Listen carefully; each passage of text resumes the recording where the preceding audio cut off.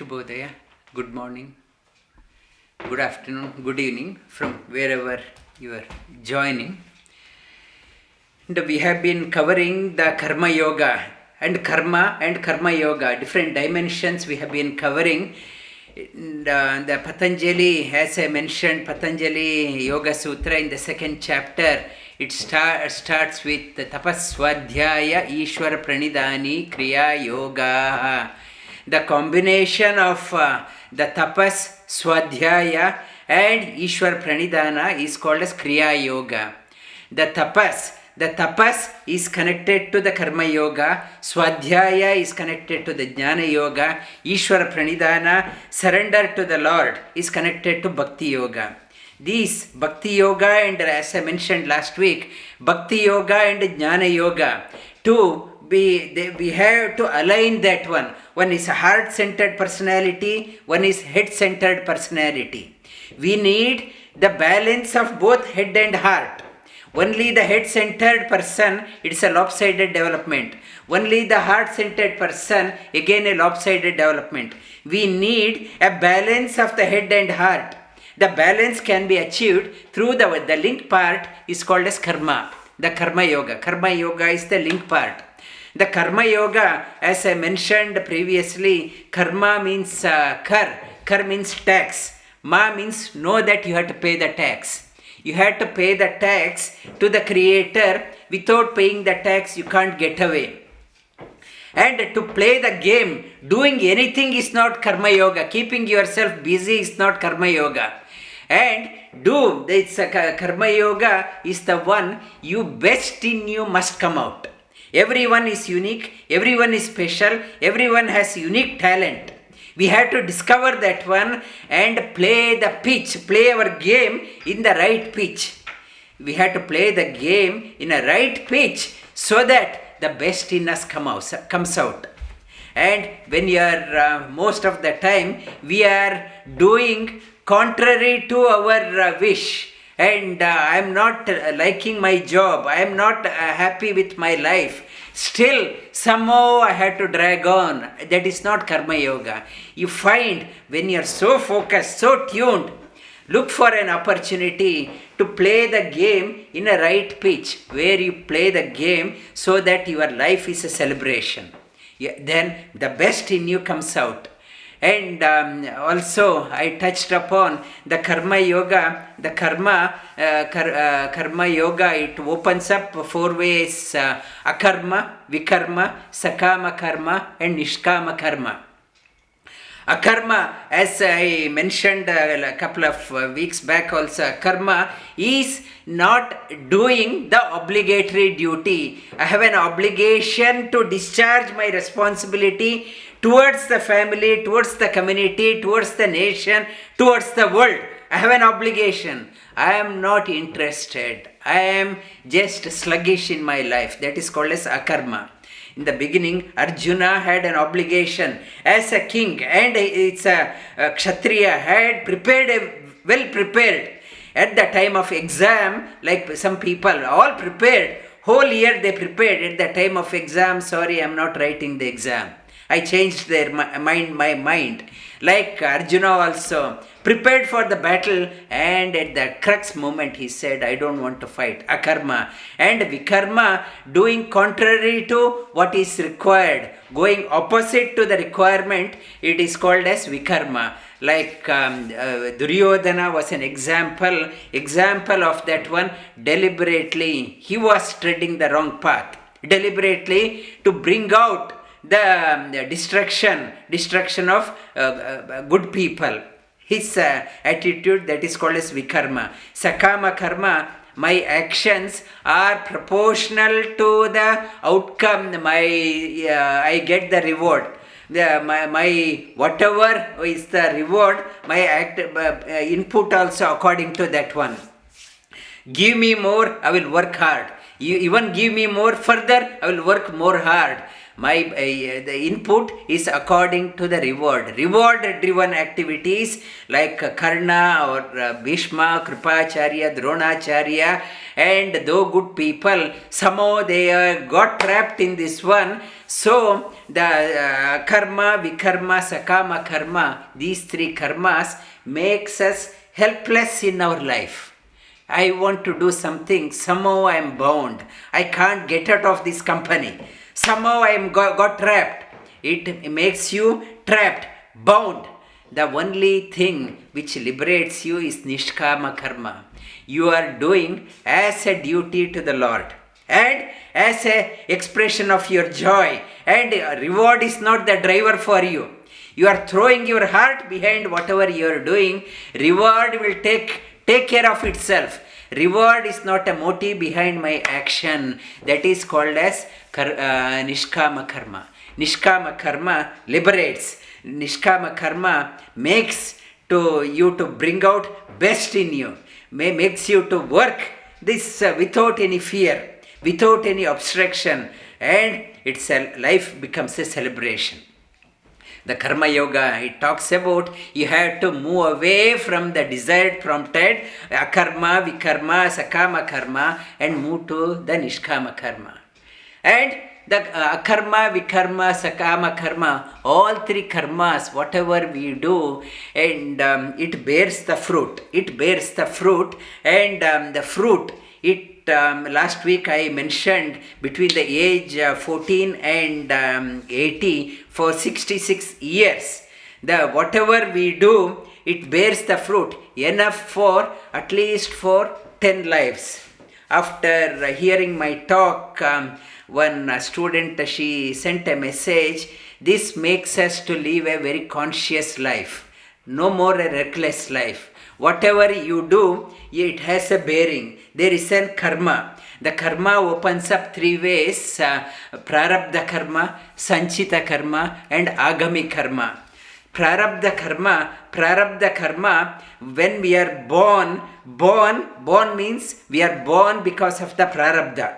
Prarabda, it's like arrow has been shot. From my bow, I have released the arrow. Now when it is released, now it has to hit the target. It will hit the target this life or next life or life after, or it's many lives. The prarabda arrow has been shot. Now I have to come back again and again until that target, it hits the target. It says in Mahabharata, all Pandavas, even Arjuna, he heard Srimad Bhagavad Gita from Lord Shri Krishna, but it said Pandavas' prarabdha karma is not yet over. They will be born again and again. Their prarabdha is not yet over. And though it's Sanchita and Aagami karma, Sanchita karma is like arrow in the quiver, and it's at my back. I haven't used that one yet. And Aagami karma, it is one in the my garage. The arrows I stored in the warehouse, and or in the shipyard, not yet downloaded from the ship. It will take into action sometime in the future. We don't know when. Aagami karma is when this prarabdha is over, then it will take into effect. This prarabdha karma, the prarabdha karma, arrow has released and it has to hit the target. Prarabdha could be a good prarabdha or punya prarabdha or papa prarabdha. Like Brahma's lifespan is 31,104 billion years. His prarabdha karma, his lifespan, it is his prarabdha. He has to, his life, and when his life is finished, all the liberated people, he will take them along with them. And now the Hanuman is the Vayu, it's Vayu Putra. In the next one, when Brahma gets liberated, Hanuman will ascend to Brahmas. And it is his prarabdha. It's a good prarabdha. current Shiva, his prarabda, when the Brahma's lifespan is over, our Shiva ascend to Shesha. His prarabda. It's a prarabda, and I have come from all the way from a small village in India, Yankarnamule. I have come here to Melbourne to teach yoga. That is my prarabda. My prarabda, I am doing the prarabda. But when it comes to the Lord, never think that Lord has come because of his prarabda. In the Sri Krishna, in Bhagavad Gita, he says, Janma karma cha me divyam, my life and it's my advent, my coming and living life and departure. It is glorious. I sambhavami atma mayaya. I come using my own energy, my own glory. I come of my own accord. Whereas others, we are here to bhujyamana, to exhaust our prarabda. We are here. And prarabda, and what Nishkama Karma says, when you are working, living in the life, now make sure that again, when you are exhausting your karma, do not make sure that again you are caught up in the same cycle, desire prompted, Akarma, Vikarma, and do such a way that no more you are accumulating extra karma, putting into the extra file, backup memory in Sanchita karma or Aagami karma. You are not adding any more files into that one, and act such a way that there is no more stigma attached. That is no more this the karma, additional files you are generating. That is prarabda. When my prarabda is over, or this life can handle so much of karma. After certain time, when the body cannot handle additional karma, body will drop down. And sometimes we say, how come this person died so quickly, so young? And according to the karma rules, God is not partial. People say God is how come God is so cruel? And when I was in Calcutta, one lady, she was saying that her husband died. I don't believe God, no more God. And because how come my husband can die? And that God is not partial, this body is not capable to handle that karma. When that body, that prarabdha is done, that it cannot handle extra, it drops down. How it is dropping down? Like I am going in a train from Melbourne, our Glen Waverley station to, I want to go to Lilydale, for example. Train line, there is no direct train line. I have to go to certain junction. There I have to change the platform. At Richmond I go there, that's a junction, and I have to change. Or if I am going to India, there is no direct flight from Melbourne to India. What I do, I go there, go to Singapore or Malaysia or Thailand or Hong Kong or Middle East somewhere, and I have to get off my plane and board another plane. As a traveler, changing the plane is common for me. It's no anxiety. It's common. I have to change the plane. So what? My destination, I have to go there. So is this soul knows this exhausting the prarabdha karma. This one body is not enough. This I have to change the platform. Like changing the platform in the train or bus station or in the aerodrome, and in the terminal I am changing this karma, that to exhaust that prarabdha karma, I have to keep on changing many platforms. I have to change, I have to board another one, I have to board there, and when I am boarding, then I realize all these days I was thinking the passenger next to me was so dear. I am so attached. When I am changing my plane, boarding, that passenger next to me so dear, he or she is going somewhere else, I am going somewhere else. In our life also, we are so attached to our wife, husband, children, our business, our property, my work. When I am changing the platform, nobody is there. I am going all along. Another job, another husband or wife or children, and another property. Nowhere related. Even if you meet, it's a stranger. And this is a prarabda karma. You change, keep on changing. And how to exhaust the prarabda karma. One is the methods the scriptures talk about. The throw your heart behind whatever you are doing. And as a nishkama karma. I am not worried about the outcome. Pour your heart behind whatever you are doing. Not to be a dull person. Joshayet sarva karmani. And vidwan yukta samacharan. Shri Krishna says, Joshayet sarva karmani. With always bubbling with energy. Whatever you are doing, with full heart. Throw your heart behind whatever you are doing, and you are not worried about the outcome.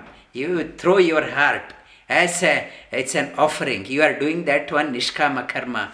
And this prarabda karma cannot be exhausted by doing only akarma,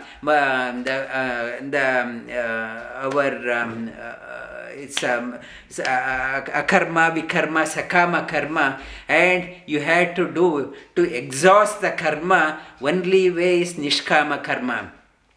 In the jnanagni dagda karmani, it's tam ahu panditam buddha. It says yasya sarve samaramba kama sankalpa varjita dagdagni sarva karmani tam ahu panditam buddha. It says it's to burn the karma. Only way you can burn the karma, only through jnana.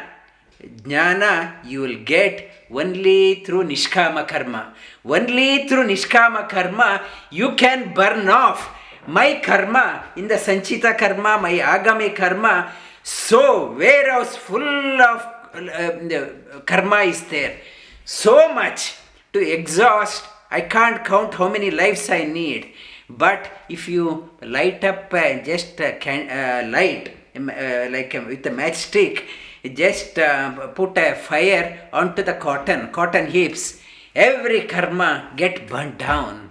Only through nishkama karma you can do nishkama karma, and it's doing that one through the knowledge with awareness, conscious living, and be mindful of what you are doing, and you can burn off. And you can, the Sanchita and Aagami karma, by mindful living, you can reduce the impact.